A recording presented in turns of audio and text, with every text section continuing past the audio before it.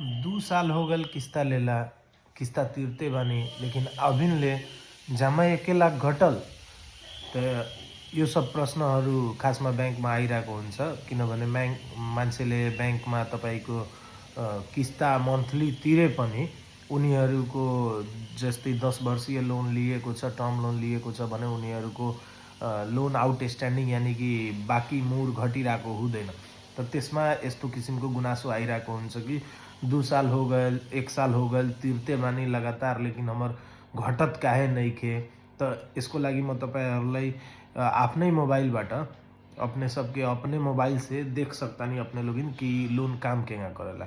सबसे पहिले त बुझे के पड़ल कि 10 बरस के लोन लेतानी तो 2 साल में घट ना जाए, ठीक बा।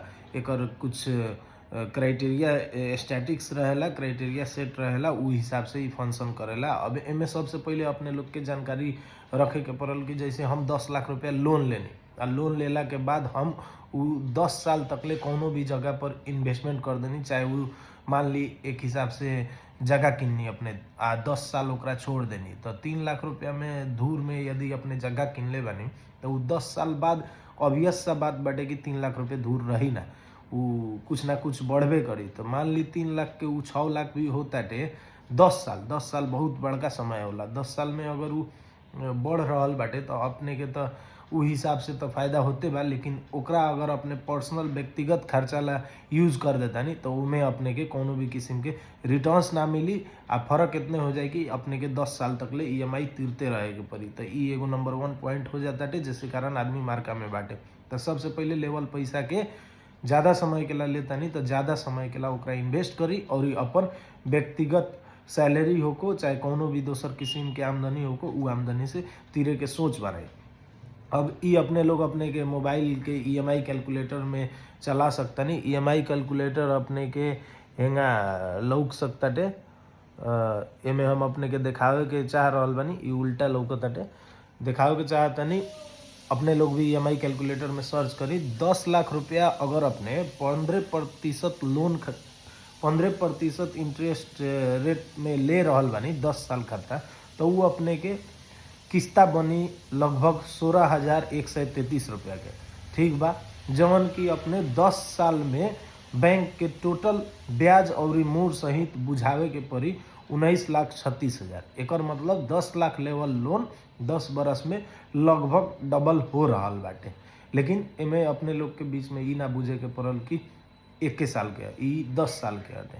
तो 10 साल में अपने से बैंक वाला ई हिसाब से बुझी कि डबल लेताटे। अब आदमी लोग कितना कहेला, लोग 1 साल तीर देनी, तो 1 साल में अपने लोग ई लोन कैलकुलेटर यूज करें तो अपने के लौकी की 1 साल में अपने के 9,53,000 बाकी रहता है। यानी कि अपने 16,133 रुपया के हिसाब से लगभग 2 लाख रुपया तीर नहीं, लेकिन घटल कितना लोन में जमा 50,000। दोसरका वर्ष में अपने के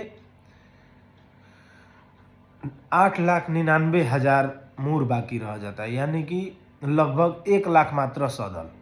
तो ई हिसाब से देखल जाओ तो लगभग 4 लाख रुपया अपने बैंक के तीर देनी, लेकिन सधल कितना 1 लाख। यानी कि शुरू में ब्याज ही मात्र अपने से बैंक वाला 3 लाख ले ली।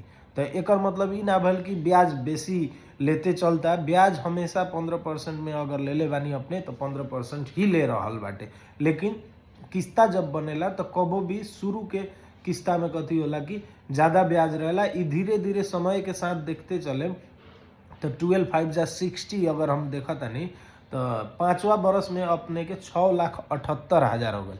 2 बरस में 1 लाख सधल, लेकिन 5 बरस में अपने के कुछ ज़्यादा अमाउंट से सध रहल बा। ई धीरे धीरे कथी होला कि इंटरेस्ट के जौन मात्रा बाटे, इंटरेस्ट के रेशियो अपने के कम होत चलेला। जैसे शुरू में अपने से ई कैलकुलेटर के हिसाब से 12,500 इंटरेस्ट लेता टे, लेकिन ये 5 साल बाद देखल जाओ तो अपने के 8,500 लेवल शुरू कैले बाटे। एकर मतलब ई भइल कि हड़बड़ाए के ना भइल, अपने के व्यक्तिगत खर्च ना करे के भइल।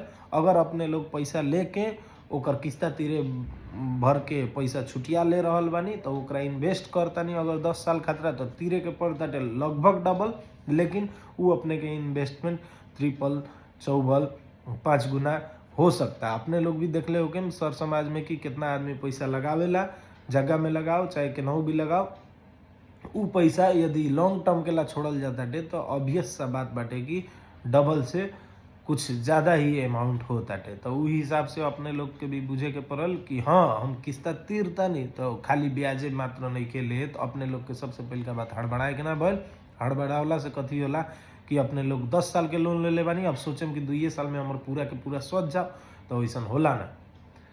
धन्यवाद।